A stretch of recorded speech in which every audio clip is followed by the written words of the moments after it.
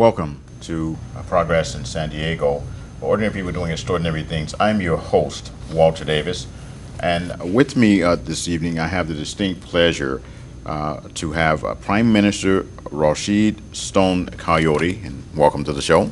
Iti Mugala. This means, in our language, all our relations.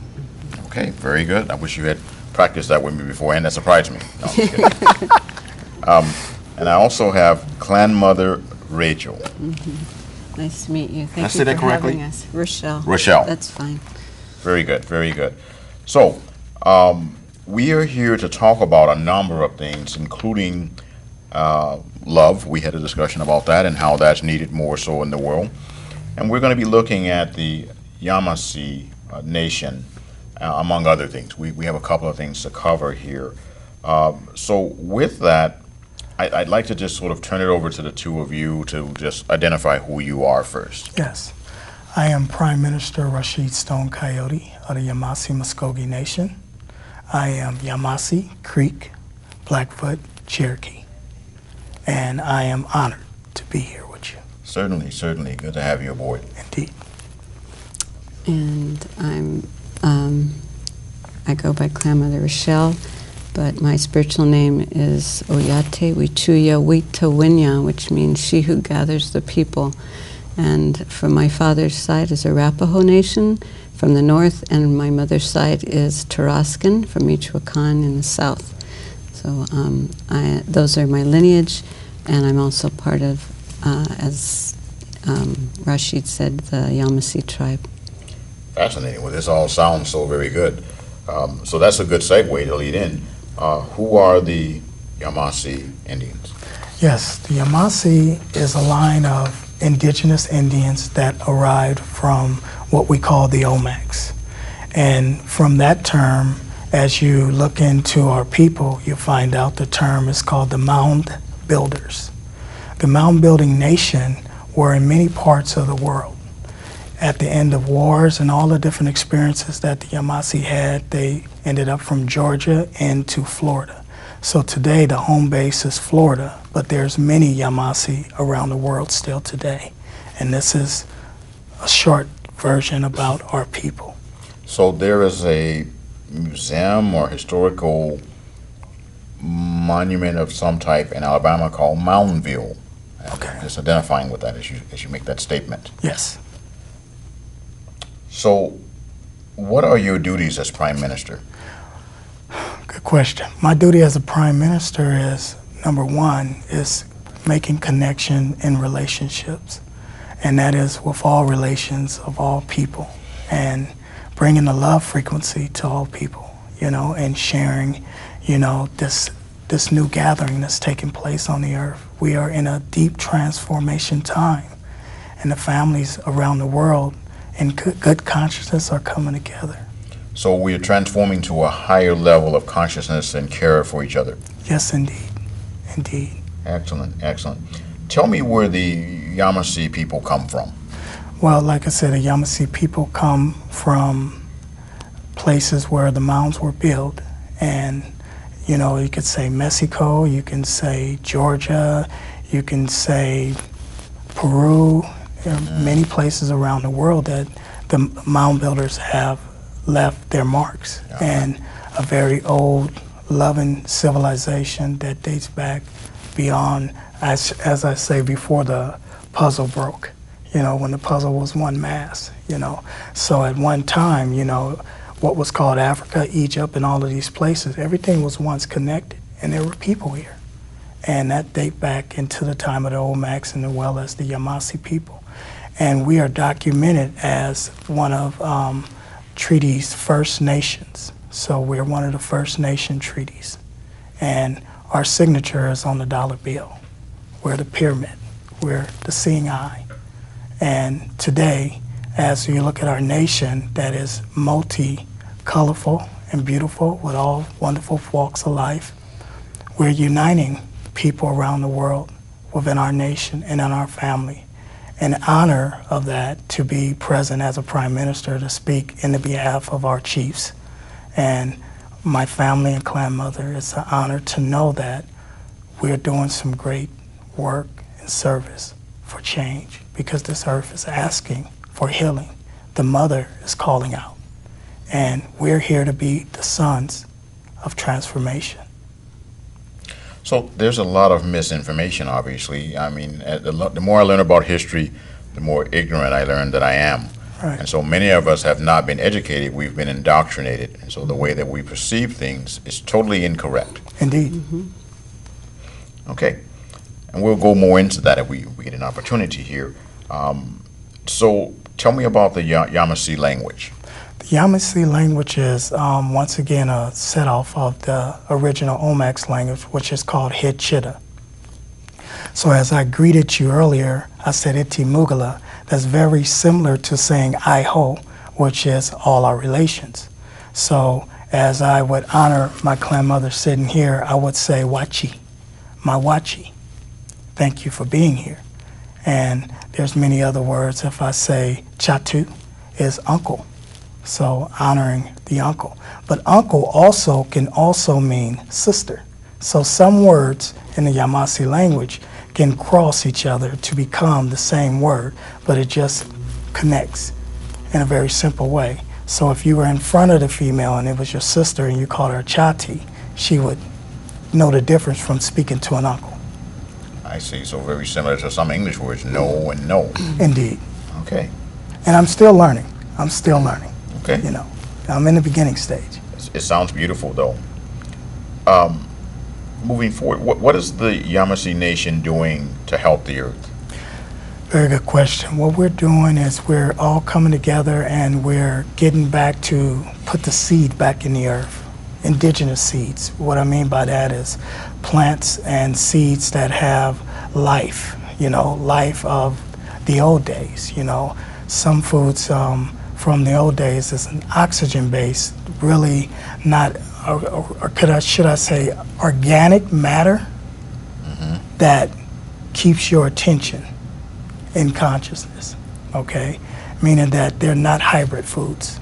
So we have sacred seeds, we're putting that back in the earth.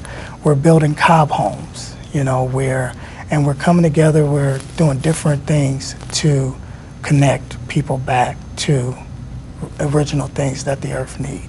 We're praying, you know, we're meditating, we're running, we're sweating, we're doing everything we can imagine to do to be conscious, to help the earth. Because it's not really about a nation, but it's about the service as a nation that we do together. And that's the very important progress that we're working towards continuing to do. So you're talking about a transboundary situation where there's a great deal of love for the earth, there is a spiritual connection, Yes. there is a return to some ancient values, a return to loving each other and caring for each other on a level that is much higher than capitalism and some of the other things that we have in this world today, which are not real. Indeed. And they're not germane to us having a really civilized approach towards dealing with each other. Right. Correct? Yes. Yes, very true. Very good. Tell me about sweat lodges.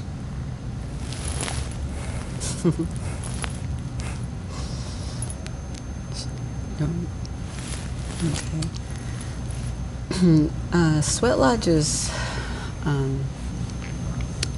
or what we call the Inipi ceremony, which is the purification ceremony, and it was one of the 7 sacred rites that were given to the people 17 generations ago by a sacred a woman named White Buffalo Calf Woman, who came and gave the teachings back to the people. So one of the things that is all people can do is, you know, we feel like you don't need someone in between you and the Creator. And we have a very simple church where we go and connect directly with Creator. Each one of us has a special relationship with that Great Spirit. And so through the Sweat Lodge ceremony, you know where you sit in this world. You know what things within your heart you need to clear and what things you need to bring forward. And these are things that you can experience within this sacred ceremony. And you can also ask for help from your ancestors, which are never far away from you. They're always looking over you. You're, keeping track of whatever your needs are. So these are things we can, as individuals, experience for ourselves and use to help us go a little bit deeper into our spiritual connection with the Great Spirit. So this, again, flies in the face of a lot of the so-called modern outlooks where people believe they have to have a minister or a preacher or someone to help them connect with their spirituality. What you're saying is that within the Sweat Lodge, this is the methodology in which people can honor their relationship with a higher power, God, whatever they want to term that to be, and as well as connection with ancestry. Exactly, yes.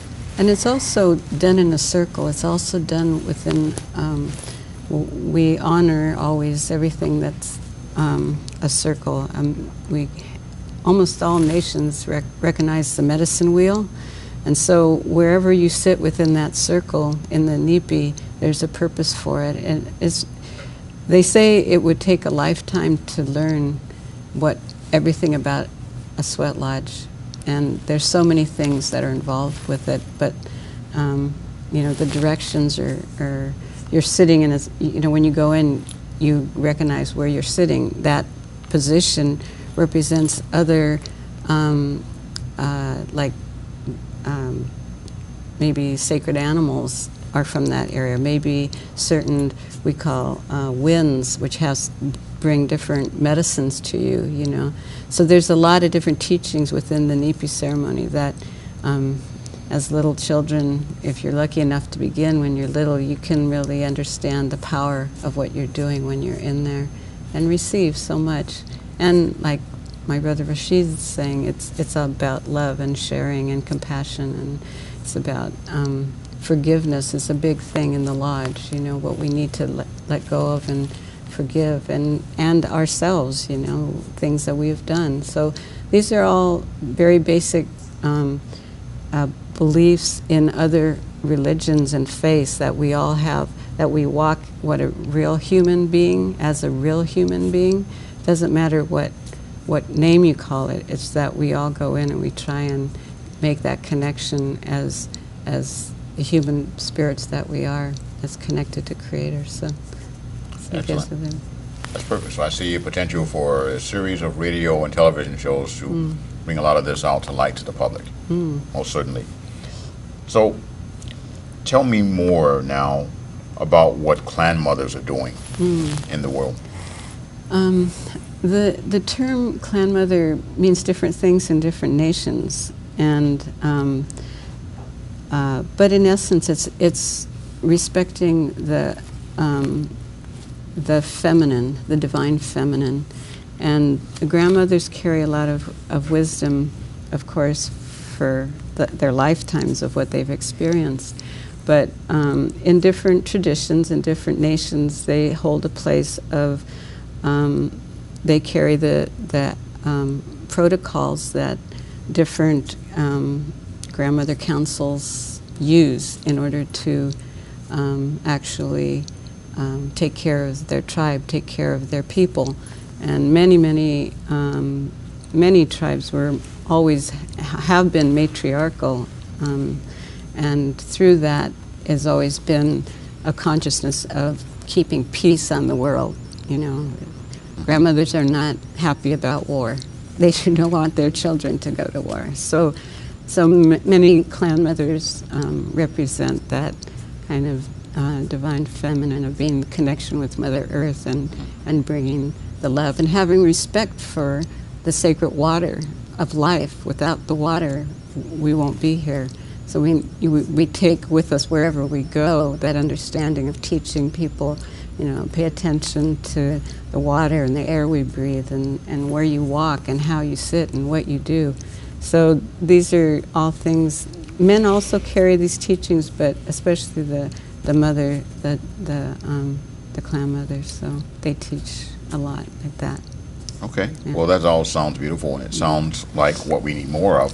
We need more love. We need more attention to our environment. We need more attention to healing. And we need more focus on peace in a Yes. country that spends 10 times as much on war as we do on education.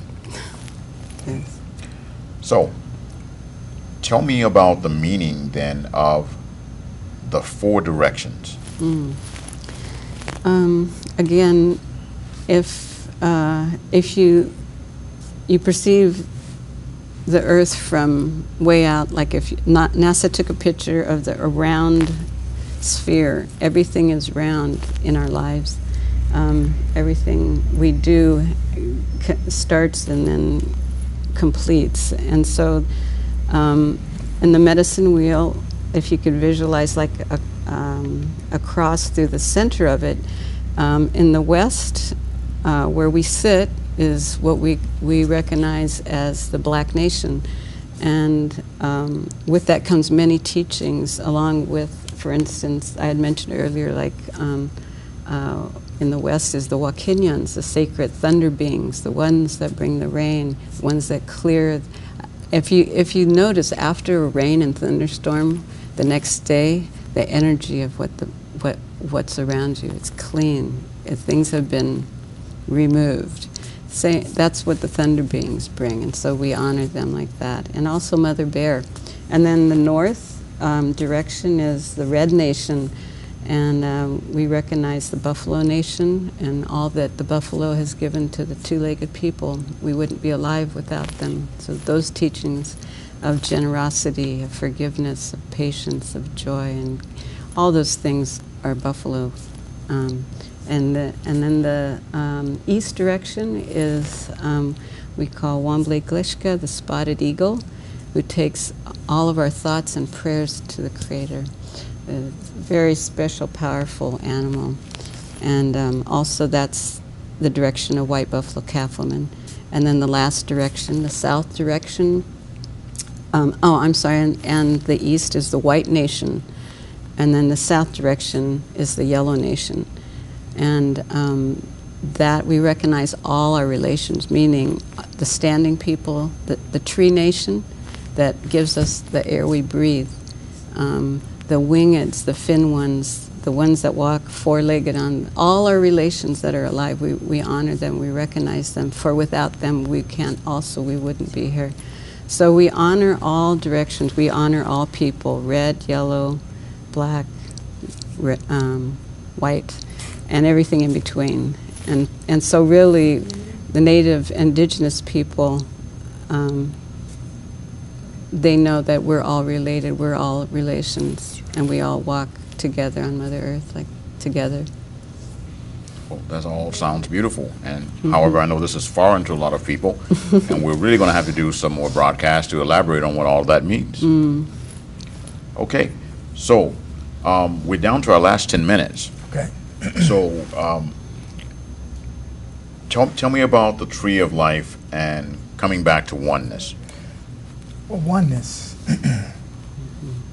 This is what I would say my spirit vision from my ancestors is. Oneness is one day seeing all people around the world feeling the vibration of love, taking the time to just be silent and touch someone's hand. And as they unite hands, they look at the earth, they rise to the sun, and they feel the vibration that what is the divine message about this thing called life. In that oneness, you are the physical people that have walked the earth for many, many millenniums.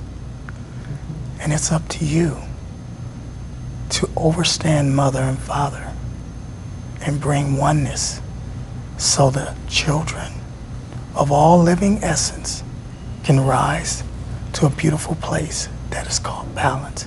And that is the root of the tree that I see in the new beginning, because once those hands form and they create that circle and they feel that vibration, the tree will grow new limbs, it will grow new leaves, it will grow new fruit. And when you feel that love, when you receive it, we'll know what love truly is. What love truly is. Okay. So, we had a discussion Yes. about 2012. And so some people have this perception that that might mean the end of the world. However, what I heard you say in our discussion is that that's the beginning. Yes, it's a new beginning. Okay, so we need to, again, go into that Indeed. in greater detail. Now, let's get into fusion food and whole-based lifestyles. And I guess you're saying Yes. raw food. Is that what you're talking Raw about? food, whole food based, but also cooked foods as well. Okay, talk to me somewhat about that. Okay, well, basically, you have prime minister and then you also have a chef. And as a chef and as a prime minister, I like to mix the quality of food is also the quality of life. So when you start accepting a certain form of food, which is called whole food based foods, and in whole food based foods that I deal with, there's no oil, there's no gluten. It's all plant based, nuts, seeds, vegetables, and fruits. And when the body begins to receive foods like this, what it does is it changes what goes on in the cells. It's not foreign to the body. So my duty is to keep ingesting the energy towards people about these particular foods because it can change many things that are going on, in this world. And I can start naming categories of things that can change, but I'm gonna pass that up for right now and just say, if you were 280 pounds, you can adjust your weight. If you have certain things going on that cause you to end up in a place that is not your home, you can rearrange your home, which is your body. This is the first temple. So when we talk about sacred seeds and you talk about re-putting those foods back into the body, what you begin to do is re-enhance your cells, cleanse your blood, cleanse your brain. Now we're thinking better. Now we're feeling better. Now we're loving better. Now we feel the taste and get the taste of the divine food that was made for human consumption, which comes from the plant world. So whole food based food is 100% all whole food based foods, which are all foods of nature that never had blood in it. So what is the outlook towards eating animal flesh? How is that? Well, the outlook is basically like this. Eventually, what ends up happening is the body begins to deteriorate faster. It doesn't carry any living protein. It's dead. Okay? It has nothing that the body can utilize for cells. So, in that case, when I look at the expression of these particular foods, if you put something foreign in the body, then it's going to have a foreign reaction. But if you put something like, for instance, milk that you create from an almond and you drink that, that's high protein for the body. If you eat dark greens is a high protein for the body. There's a lot of high proteins in plant-based foods that you don't need from meat. Meat never really was a protein. It's a fatty acid. Okay. So you're saying that we should be primarily looking at eating vegetables. Indeed. And it can fool you up. You just put a lot of that in there, just keep eating it. And the most beautiful thing I like to tell people, I like to say, if you don't put any spices and seasonings on meat, how does it taste? Terrible. Right. But you chop some vegetables up, and let's say you steam it, bake it, and throw some herbs. It tastes wonderful. Right? So where are the spices and the tastes coming from?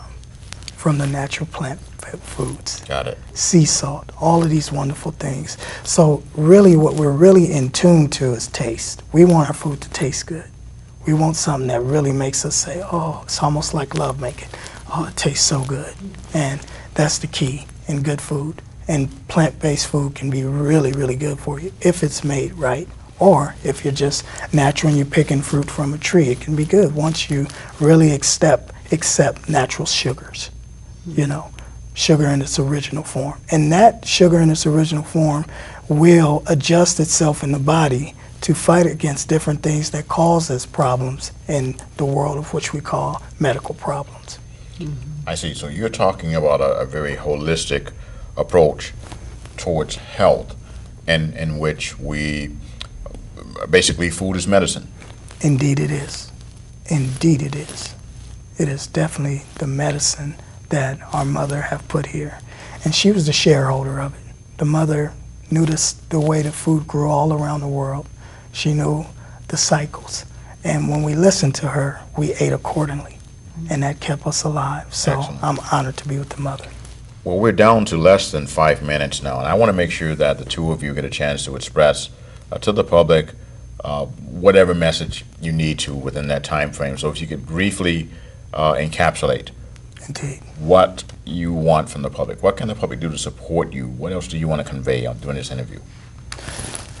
I would like to say to the wonderful world out there is there's foods out here that helps the body ascend and grow.